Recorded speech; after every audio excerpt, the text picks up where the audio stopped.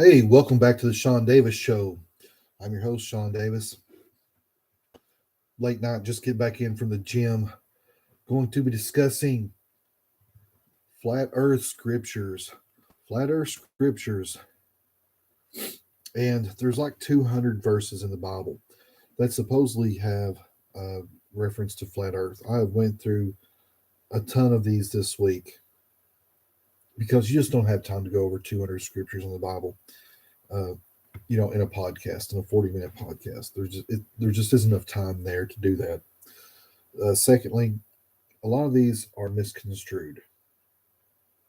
Where it talks about the four corners, the angels holding back the winds of the four corners, we know that that's just references to the winds from the north, east, and south and west.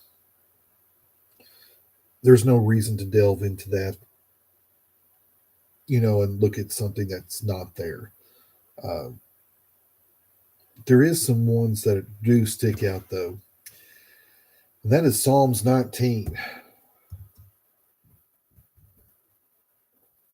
Psalms 19.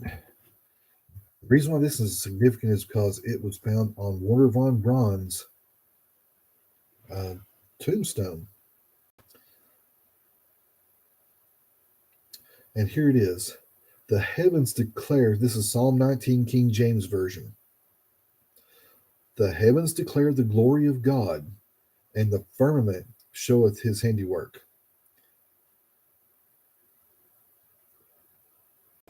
Day unto day uttereth speech, and night unto night showeth knowledge. Here's the NIV version. The heavens declare the glory of God. The skies proclaim the work of his hands. So why is that significant? Why is that Wouter von Braun putting that on his tombstone? Why is that significant, and why is that a possible flat earth verse from the Bible? Because it discusses the firmament. And before you discuss the firmament, you kind of got to know what the firmament is. We'll do a quick Google search here for firmament in the Bible. And we'll give you what Google says. In biblical cosmology, the firmament is a vast solid dome created by God during the Genesis creation narrative to divide the primal sea into upper and lower portions so that dry land could appear. And if you Google this, you'll see some pictures and maps, world maps, and everything. And I will just tell you, some of these look like ancient graphs that depicted our world. Especially if you click on one. I don't have a screen sharing program. I wish I did. I need to get one.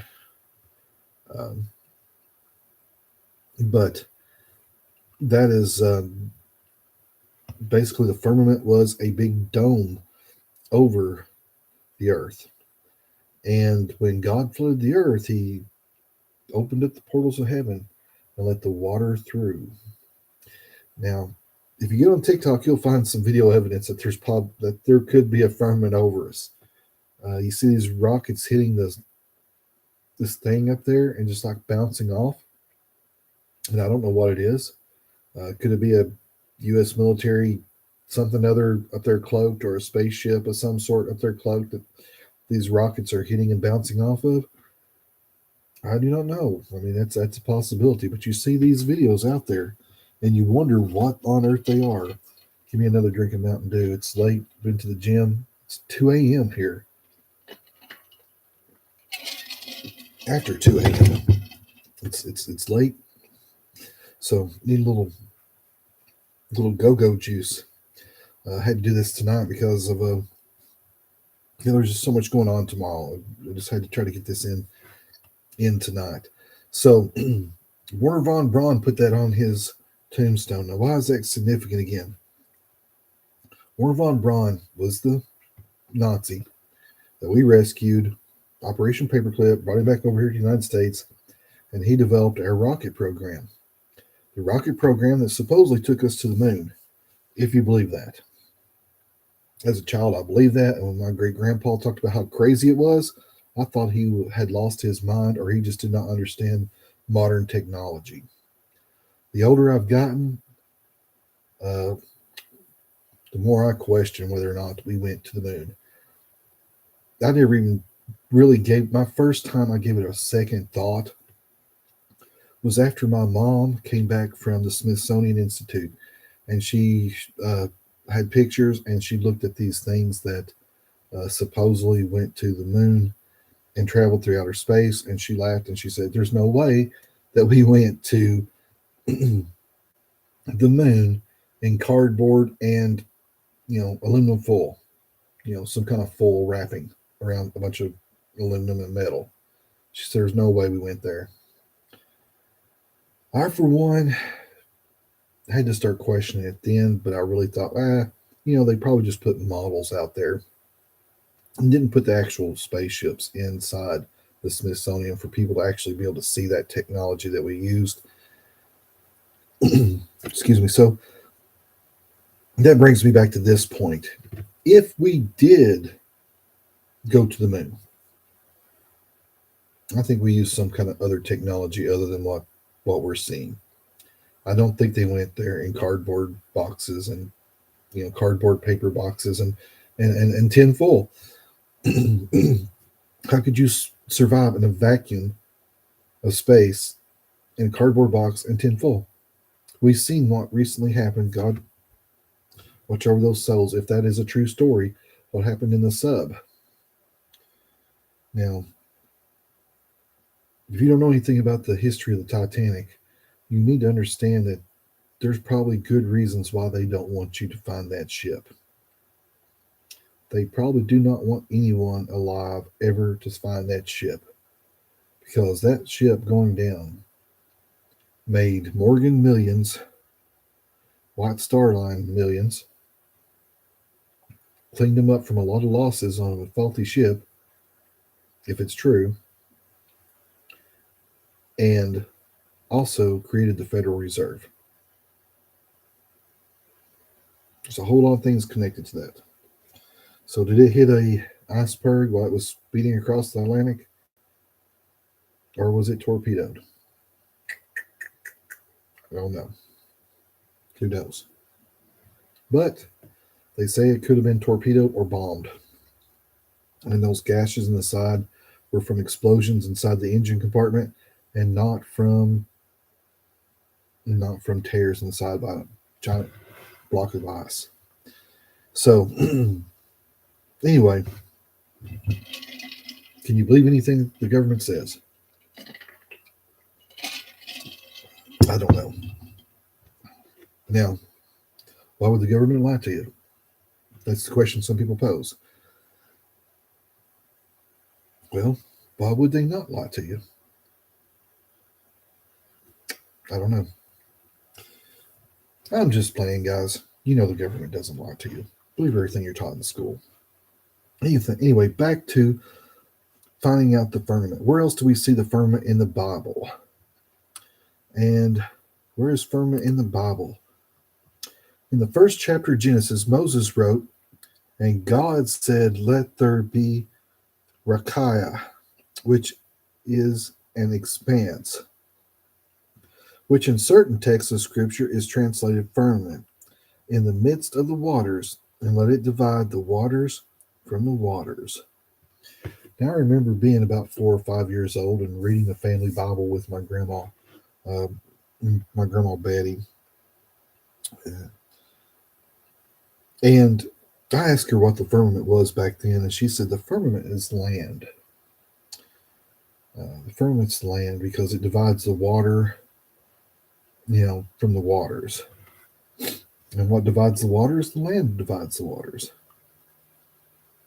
But when you look up the actual meaning of it, Google says, the vault or arch in the sky. Heaven, stars twinkle in the firmament. Obsolete basis, the field or sphere of an interest or activity. The international fashion firmament. Whatever the heck that is.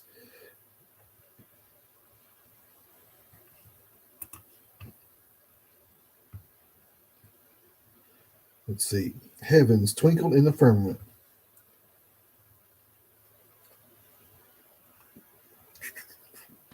What is the firmament over the earth in the Bible? Another good question.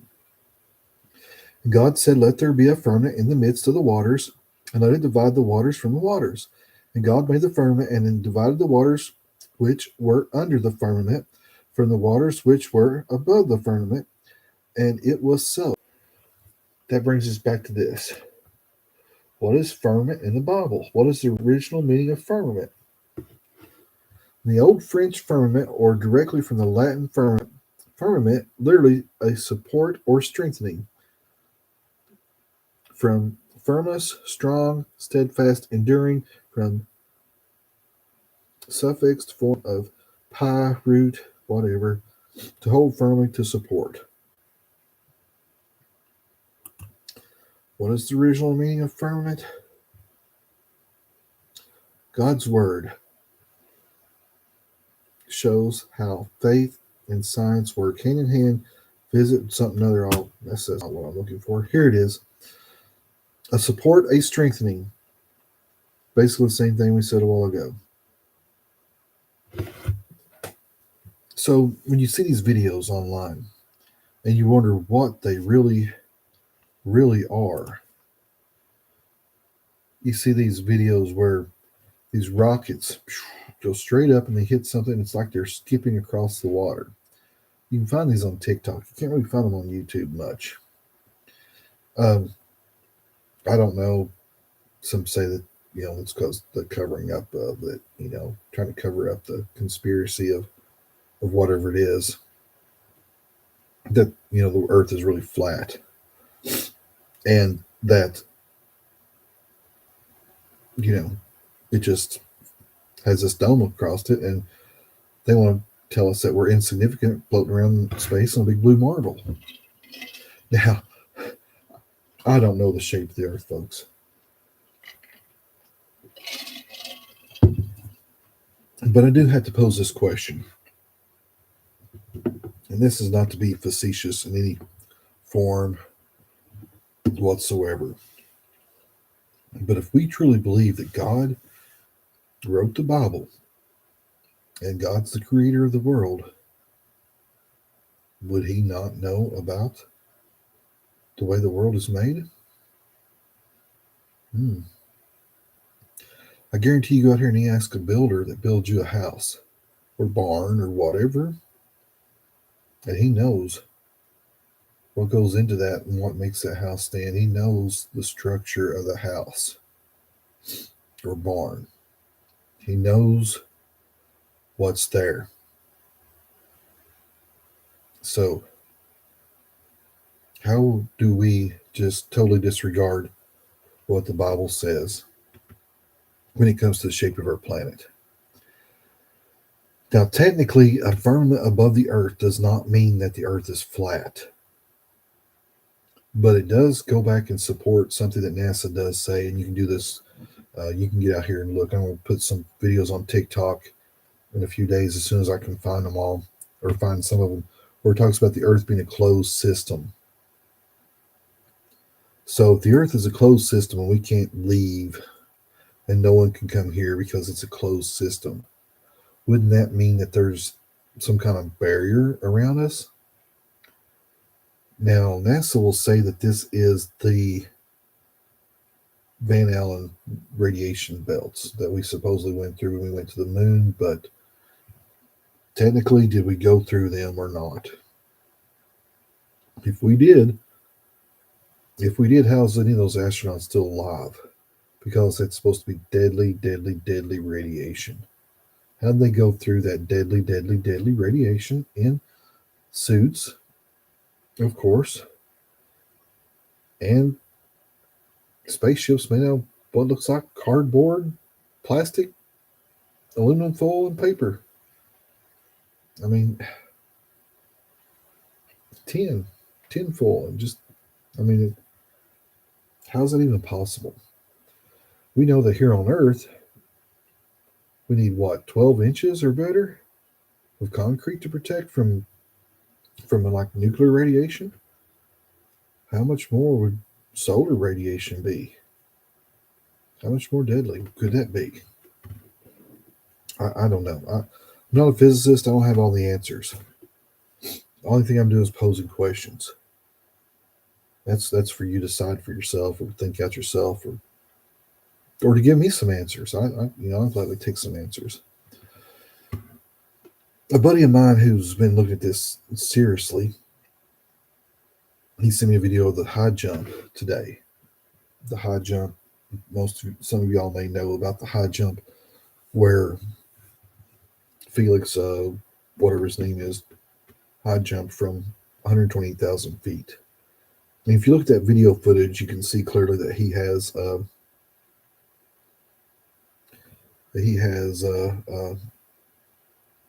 views of the Earth, and it looks like it's round.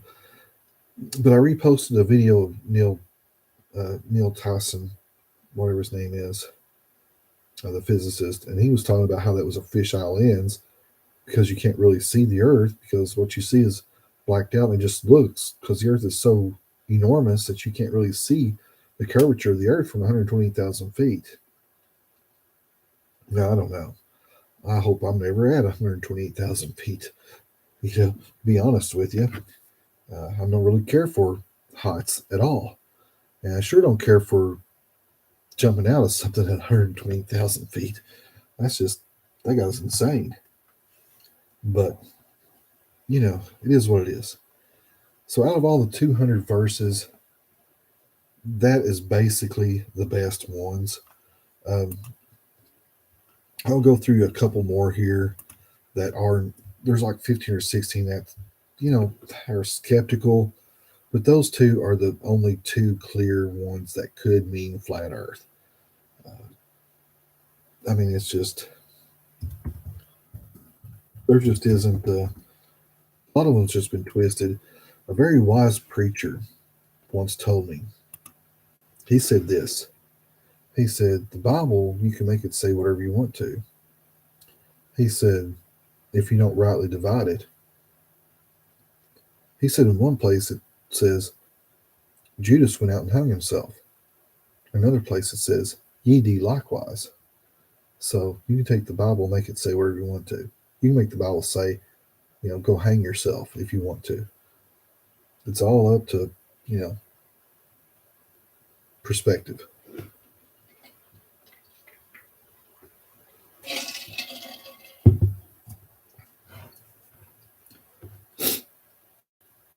$15 Bible verses about flat Earth. Okay, we'll look at these 15. We're surely not going to go through all 200 verses because it's just too much. This is a significant one. I forgot about this. 1 Chronicles 16:30. 1 Chronicles 16:30. Tremble before him, all the earth. The world is firmly established. It cannot be moved. Now, the reason they say this is a flat earth verse is because the heliocentric model. The heliocentric model, if you study this in school, college, more appropriately than like grade school, because they show you the solar system, they show you the sun, and it's traveling through the universe, or traveling through the galaxy, and the galaxy's traveling through the universe in a big spiral, correct? But if you look at this, but in grade school, they teach you that the sun's just kind of stationary, and all these planets rotate and orbit the sun in a linear fashion, around and around and around. But it's not like that. But that's not the true heliocentric example. The Earth is spinning, and it's rotating on an axis, and it's spinning, and it's kind of wobbling on the axis just a little bit while it's being hurled around the sun. And the sun is not stationary. It's, according to the heliocentric model, the sun is like a comet. And it is screaming through the galaxy. So the galaxy is not like stationary. It's like screaming through the galaxy, traveling at thousands and thousands of miles per hour, hundreds of thousands of miles per hour, probably, while hurtling not only Earth and the moon But all the planets and all the asteroids and everything else in the solar system are around this thing. So what it's doing is it's pulling, like it's acting like a comet, and like the Earth and everything else, all the planets are basically debris in the comet's tail. That's the simplest way to explain it. That's the simplest way to explain this heliocentric model. The sun is racing through the galaxy, and while it's racing, it's dragging all these planets with it in its gravity field, and it's hurling them around itself. So, I apologize to those of you who can hear my drink. I need to should put it in a coffee cup. But I just come back from the gym, so that's what I was drinking out of. So I didn't think about it at the time. I apologize. But this is where this comes into play. The world is firmly established, it cannot be moved. Flat earthers say that the reason why the heliocentric model is wrong is because the earth cannot be moved. The earth is not movable. So if it's not movable, it's not being dragged and hurled through the galaxy. 1 Samuel 2:8. He raises the poor from the dust and lifts the needy from the ash heap. He sets them with princes and has them inherit a throne of honor. For the foundations of the earth are the Lord's. On them he has set the world. Now, I think that can be like, this is my interpretation. I could be wrong on this, but they're saying that this is the foundations of the earth and it's the Lord's. And while I'm not disagreeing with that, what I believe this is that God places honor on who he places honor, and God chooses to bless who he chooses to bless. And that's just the way it is. And I don't think this really has anything to do with the foundations of the earth or flat earth or spherical earth or globe earth or big blue marble earth. I think what it has to do with, and this is just my interpretation, is the foundations of government, the foundations of business, the foundations of blessings. This is what, you know, this is what this is referring to. It's not referring to, you know, the foundations of the earth. Isaiah 11:12. He will raise a banner for the nations and gather the exiles of Israel. He will assemble the scattered people of Judah from the four quarters of the earth. You see, this is not a flat earth verse. This is a prediction of when Israel will be brought back together and made a nation. And what this refers to is from all over the world. That's just another way of saying all over the world. It's not four corners of earth. You know, it's northeast, west, and south. We know that, but that is a sense of direction. It does not mean that there's a stopping point when you get east, or a stopping point when you get south, or a stopping point when you get north, although there is a stopping point north and south where you start to go back the other direction. You go so far south that you start to go north, or you go so far north that you start to go south on the globe planet, on the big blue marble. Isaiah 40:22. He sits enthroned above the circle of the earth, and its people are like grasshoppers. He stretches out the heavens like a canopy and spreads them out like a tent to live in. Yeah, you know, it talks about God sitting in the firmament. You know, I mean, I don't know, but that does not necessarily mean that it's a flat earth. It could mean that it's a big globe and a big blue marble, and God's sitting above it. Job 26:7. He spreads out the northern skies over empty space. He suspends the earth over nothing. Really? Well, this contradicts somewhere else where he talks about the earth sits upon the pillars that cannot be, and God only God can move them, and they cannot be moved or something. But really, that could be a reference to the big blue marble sitting in the emptiness vacuum of space. I mean, I don't see that as a flat earth verse. Job 26:10. He marks out the horizon on the face of the waters for a boundary between light and darkness.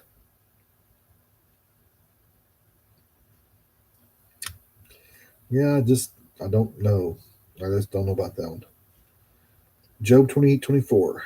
For he views the ends of the earth and sees everything under the heavens.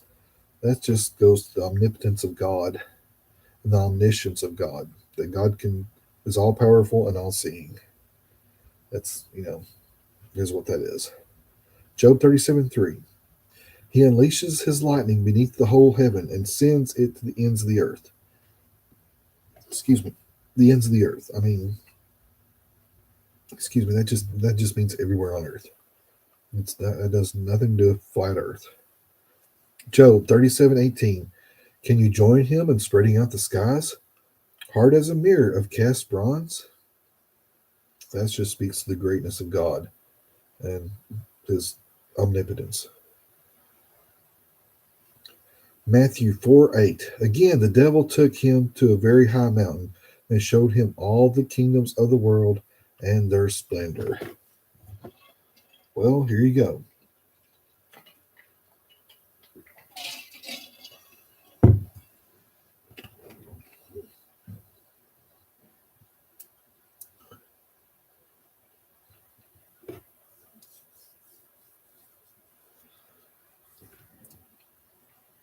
That could mean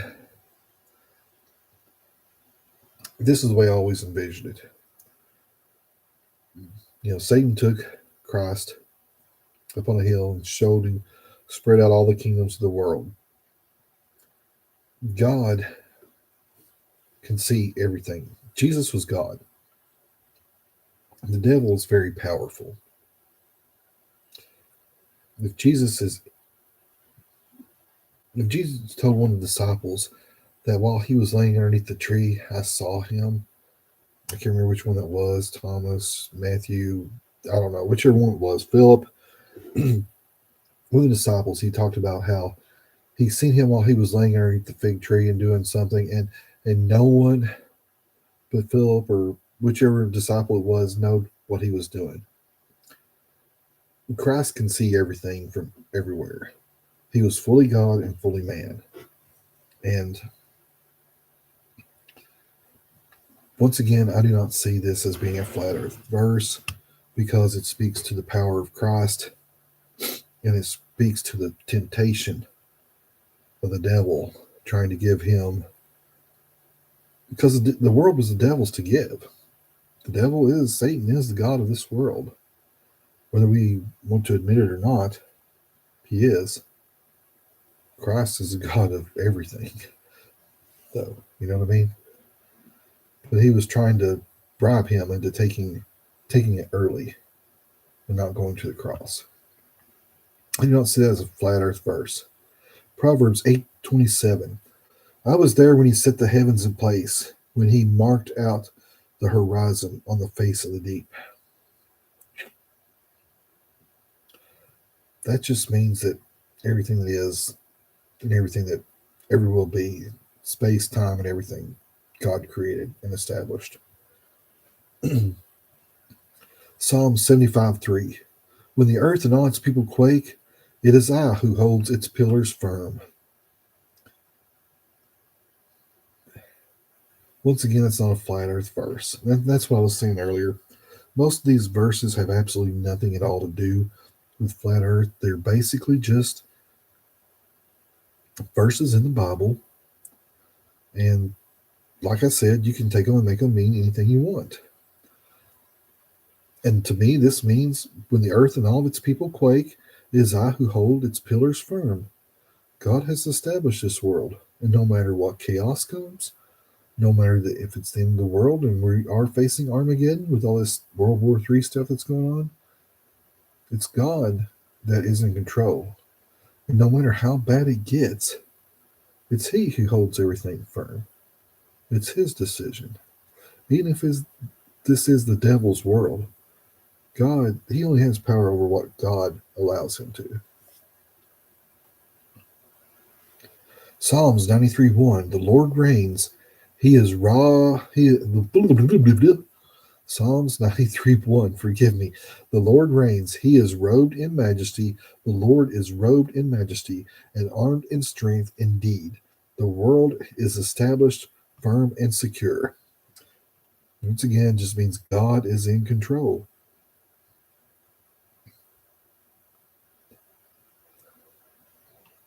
Psalms 104 verse 5. He set the earth on its foundations and can never be moved. And just once again referring to the all powerfulness of God and that He's in control. Revelation 7:1. After I saw the four angels standing at the four corners of the earth, holding back the four winds of the earth to prevent any wind from blowing on the land or on the sea or any tree. That's just referring to God's control over nature. You see, a lot of these verses is, that's just 15 that we went through, plus the two others. There's only two that's really possible that refer to the earth as flat. And that's what I was telling y'all earlier at the beginning of the podcast. There's no reason to go through 200 verses on here because it's just not there. Now, do I know what the shape of the earth is? No, I do not. Do I believe that all these CGI pictures of Earth that we just, we can't even give ourselves a true picture of Earth from space? There is no pictures of Earth from space in existence that is open to the public. Everything that's public domain is CGI or cartoon animated. That's it. There's no actual photographs of Earth. And if you don't believe me, you can research it yourself and find out that it's true. There's no photographs of Earth. It's all CGI. There's satellite pictures of Earth for very high distances, but not from the whole Earth.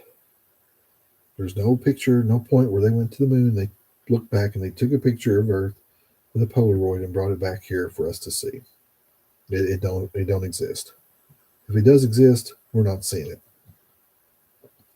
Now, having said that, I do not know what the shape of the earth is. The Bible neither, in my opinion, the Bible neither disproves or proves the shape of the earth. But I do believe what the Bible says about the firmament. And I believe that Wernher von Braun believed that also. So whatever it is, and I believe NASA holds to that because they say the earth is a closed system. No one's coming in, no one's getting out. And there's a lot of references to that in things. So you can look that up. You can look that up and see for yourself. But that does not necessarily mean the earth is flat. The earth could be round and encased in like a globe, like a snow globe, like a big round dome. Now, we want to delve deep. They say the 1957, 1958 World Book or Britannica or whichever one it was, it said that there was a dome that started around Earth about 15,000 feet, and they could find the ends of it in Antarctica, and that's one of the reasons why you can't go to Antarctica, because that's where the dome starts. I don't know if that's true or not. I don't have access to a 1950 version of the U.S. or of the Britannica Encyclopedia or World Book either, for that matter. So I don't know if that's true or not. That's something for someone else to research and try to find out if it's possible to even find. So I really don't know. What do you think? Do you think the Earth is flat? Or do you think the Earth is round? I don't know. But I'll say this.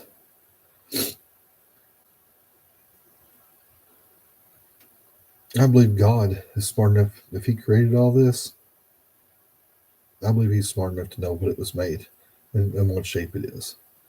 And maybe we should just trust Him and not trust everything we hear, everything we see. Kind of research it out ourselves. What's this say? Bible verses about flat earth, scriptures about flat earth. What does the Bible say about flat earth theory? Although the theory of earth being flat is not directly spoken about, some verses describe potential shape of our planet. One verse mentions the four corners of the earth, which could be interpreted as a flat earth belief, but this theory was proven wrong by the church 500 years ago. Yeah, I agree with them. Oh, here's another one. First Chronicles 16:30. Tremble before him, all the earth. The world is firmly established. It cannot be moved. That was another one. Oh, we're going back to the same ones. Never mind. I forgot to scroll back up to the top of the page. But anyway, folks, what do you think? What's your after 9/11, I got to where I didn't really believe anything that was said, anything that was told to me, because there's so many lies out there. But, who's to say that this is a lie? Maybe it's just one of those crazy conspiracies. Maybe it's all a distraction. They bring back out flat Earth to try to distract us from what's really going on. I don't know. Who knows? One thing's for sure, though. Whatever shape the Earth is on ain't none of us getting off of it anytime soon. So we need to make it the best place there is to live. Help one another. Be kind to one another. Times are getting bad. There's a lot of bad people out there that don't have a whole lot of empathy for others. Don't really care about other people. And while men, I raised my boys to be men, and while we should be warriors, while we should be vicious and unyielding and combative if we need to be, violent if we need to be, to protect those that we care about and those that are weaker than us, to stand strong and be men, to protect what's ours, protect those that are weaker. At the same time, we should all do our part to strive to make the world a better place. Because ain't none of us here forever. We should, like that song says, we should, leave a little something for the next generation. All these lithium mines destroying the earth, and we're thinking, oh, we're going to stop pollution or whatever. And oh my God, it's 10 times worse than the things that oil's doing. 10 times worse. Pipelines are a whole lot cleaner than shipping oil by rail and all the other ways that they ship oil. It's a whole lot safer to ship it in pipeline. If a leak pops up, it's detected because the pressure system, and you can tell it right away, and it's monitored. Ecological damage is a lot less significant. But, and even though I hold shares of Berkshire Hathaway, Warren doesn't make a whole lot of money when that oil's not shipped on trains. Just remember that, folks. And yeah, full disclosure, I'm not recommending it as a buy because this is not financial advice whatsoever. But,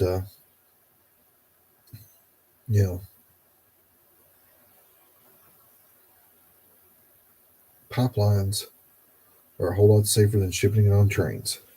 That's all I'm saying. Anyway, folks, thank you for watching. Hope you all enjoyed the podcast. What do you think? You think the Earth's flat? I really don't know. I don't know. Does it really? Do I really care? No, not really. I really don't care. I find it interesting, though. I find it interesting to question normal thoughts. A while back, there was this whole thing that if you said anything about dinosaurs not existing, they booted you off Facebook. Yeah, they removed your post, and they banned you from Facebook if you said dinosaurs did not exist. And there is a whole thing out there where people say dinosaurs didn't exist, they were really dragons, and eventually they all died out. I don't know. None of us was alive then to know. Who really knows? You look at the old records, all it says talks about is dragons. It doesn't say anything about dinosaurs. Of course, dinosaurs is a new word. I mean, who knows? But that's my whole take on the whole situation. Question reality. Question things. Life is too short to believe everything you're told. Sometimes you got to go against the grain.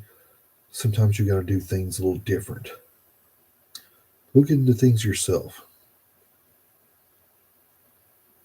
Look into things yourself and see what you believe. This kind of stuff doesn't prove anything whatsoever. And I'm happy that it doesn't, because if the Bible really did teach 100% that the earth was flat and the earth wasn't flat, it would mean that I would have to reconsider my religion. And the fact that it doesn't teach that gives me a whole lot more faith in God. It eases my mind, because how could God create something he didn't know what he created? How can God's word be true if it says the earth is one way and it's not? So rest assured, the foundations of our religion is sound and secure. And with that, we can all rest easy tonight and be thankful. Be thankful. Now, is there something out there, the firmament? I believe there is. Is it the Van Allen radiation belts? Possibly. I don't know. But one thing's for sure. God says this earth is a closed system because he put a firmament around it. And NASA says this is a closed system. Ain't nothing getting in and nothing getting out. So whatever extraterrestrial things we're seeing out there, they're interdimensional because they're not coming from up above. So what does that tell you? Where are they coming from? On that note, Japan found an article from CNN says Japan found 7,000 islands that they didn't know they had. That plays into flat Earth too a little bit, or unknown, undiscovered territories. Because how can a nation find 7,000 islands it didn't know it had? In this age of satellites, in this age of planes traversing the globe, and shipping routes, and thousands upon thousands of sailboats and boaters and everything else on the water, how can they have 7,000 islands they did not know about when we fought the Battle of Midway? How in the heck can they have 7,000 islands they didn't know about? When we were over there fighting in Midway, did we not write down the islands? Did we not have maps of those islands? Someone explain this to me. I don't really think that's a flat Earth issue. I think that's governments are lying to us about the size of our planet. I think the Earth is a whole lot bigger than what they proclaim it to be. That's why there's no photographs of Earth from space, because the Earth is too big. Way too big to photograph. A lot bigger than what they let us think. But now pose this question. If we really knew how big the Earth was, would we be willing to pay the high price that we pay to spend 30 years of our lives giving nearly 24% of our income to housing for 30 years? 24% of our income for 30 years of our lives for housing? If we knew how big the world was, we would just go somewhere else. Start our own little island. See what I'm saying? A lot of things in the Matrix does not make sense. Just question everything. Think for yourself, folks. I love you. God bless. Have a wonderful evening.